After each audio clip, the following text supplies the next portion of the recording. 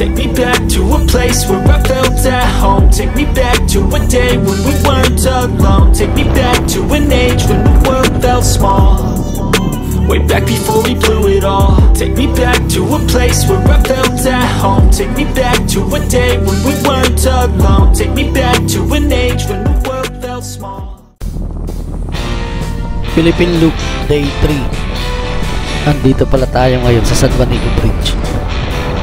Etong tulay na to pala ang nagdudugtong sa probinsya ng Samar at probinsya ng Leyte, na may kabuuang haba na 2.2 km. Dahil gabi na kami nakarating dito kagabi, inapagpasyahan naming daanan uli ang San Juanico Bridge ngayong umaga.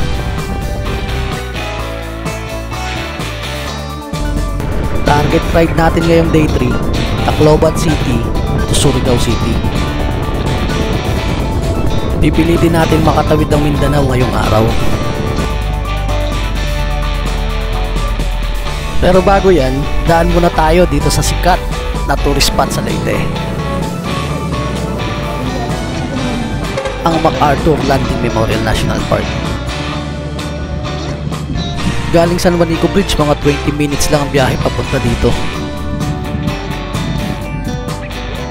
Ito ang lugar kung saan tinupad ni General Douglas MacArthur ang kanyang pangako nang bigkasin niya ang salitang "I shall return".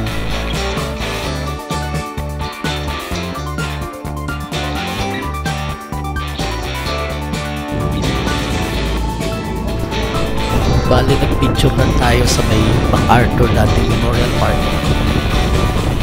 Pagkatapos na ay umalis na rin agad tayo para ituloy ang biyahe natin papuntang San Ricardo Port sa may pinakadulong part ng Southern Leyte. Doon tayo sasakay ng Roro para makatawid tayo ng Mindanao. Sana lang maaga tayo makarating ng Pier, dahil meron lang 3 biyahe kada araw ang mga barko sa San Ricardo Port. Kaya magbabakasakali tayo na sana makasakay tayo ngayong araw para makarating kami ng Surigao City. Kasi bukas balak namin mag side trip papuntang Siargao. Sayang naman kasi ang Philippine Loop kung hindi natin susulitin, di ba? Andito na pala tayo sa may tallest bridge in the Philippines, ang Agas-Agas Bridge, na may kabuuang taas na 89 meters above sea level at may kabuuang haba na 350 meters.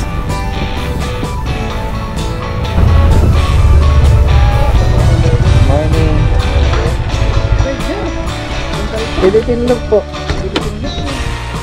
Huwag kayong kakabahan sa mga gantong pagkakataon. Karaniwan naman ORCR lang ang kanilang tinitingnan. Papicture na rin tayo sa ating magigiting na mga sundalo. Salute sa inyo mga sir.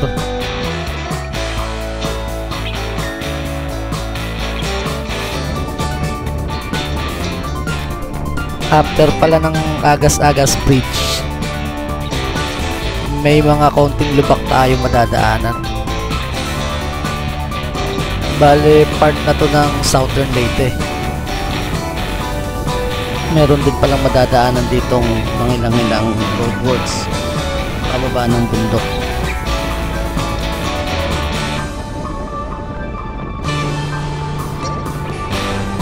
Pagkatapos mong makababa ng bundok, okay na uli ang daan.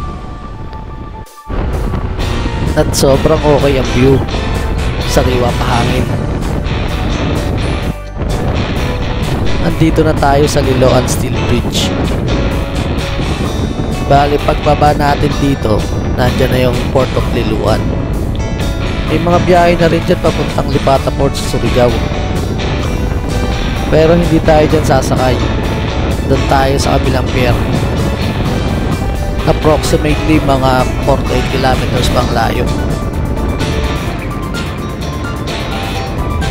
Okay lang kasi maganda naman ang daan, pati maganda pa ang view.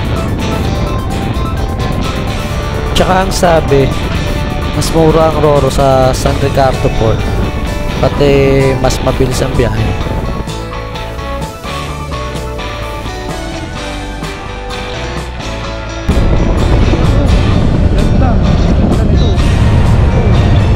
Ingat lang pababa ng bundok kasi maraming sharp curve. Pero after naman makababa natin sa kapatagan, puro diretso ng biyahe.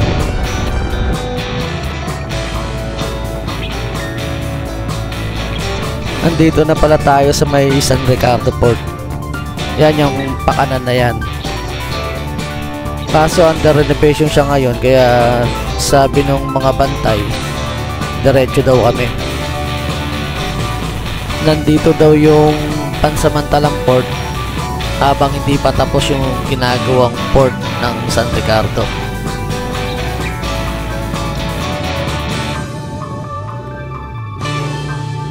Lumagpas pa kami. Hirap kasi makita nung pansamantalang pier dito. Wala kang makikitang malaking signage na dito na pala yung pier. Tara, tanong muna tayo kung ano oras ang biyahe.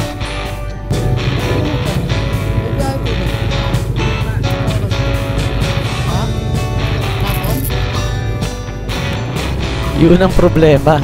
Sira daw yung isang barko. Kaya ang nangyari, 2 beses lang ang biyahe sa isang araw. Isa sa umaga tsaka isa sa hapon. Alas 12 pa lang ng tanghali. Sabi ni Manong ang susunod na biyahe alas 5 pa ng hapon. Mahabang-habang ang tayo to. Swerte pa rin talaga kami.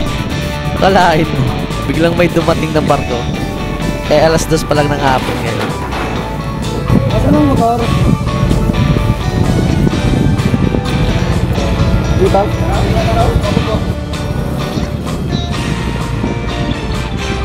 Buti na lang pagkatapos namin mananghalian, bumili na kami ng ticket. Kaya eto, nakasakay agad kami ng barko.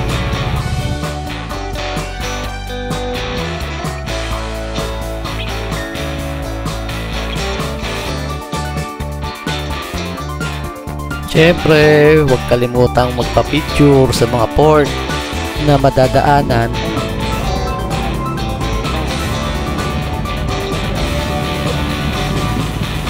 Mabilis lang pala yung biyahe namin kanina sa Roro eh. Siguro mahigit 1 oras lang dito na kami sa Lipata Port, Surigao City, Mindanao. First time pala natin dito. Medyo nakaka-excite na nakakakaba.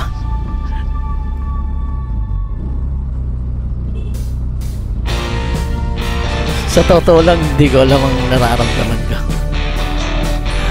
Basta sumasabay na sa agos.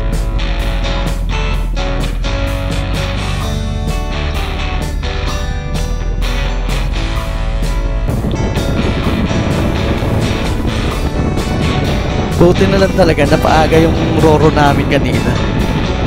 Kaya ito, ang ganda ng view. May araw pa, nasa kalsada kami. Medyo ayoko rin talaga pagbiyahe ng madilim dito eh.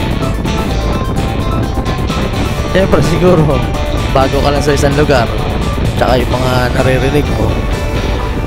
Pero along the way, magbabago naman yung nararamdaman natin pag siyempre tumagal na tayo sa lugar na yun, di ba?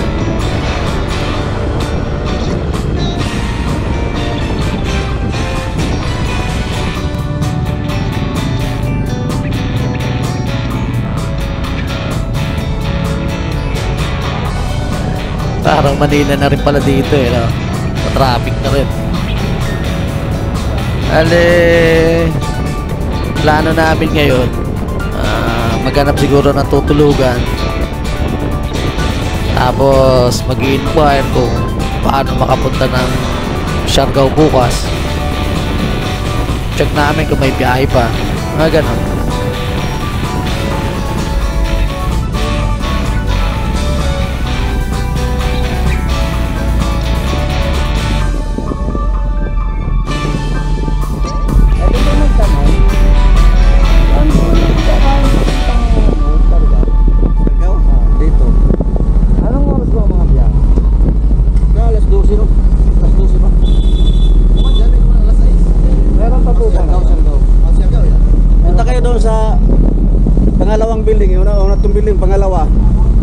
Montenegro. Hanapin niyo yung Montenegro shipping line.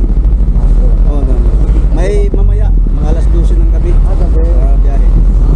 Thank you.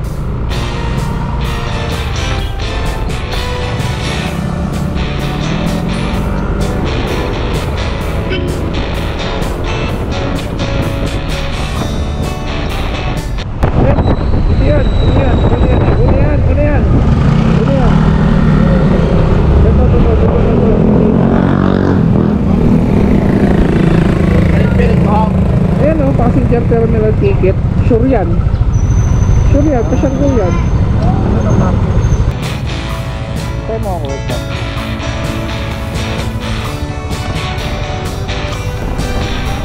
Bali, nakapag-inquire na rin kami sa Montenegro kung anong oras ang biyahe bukas.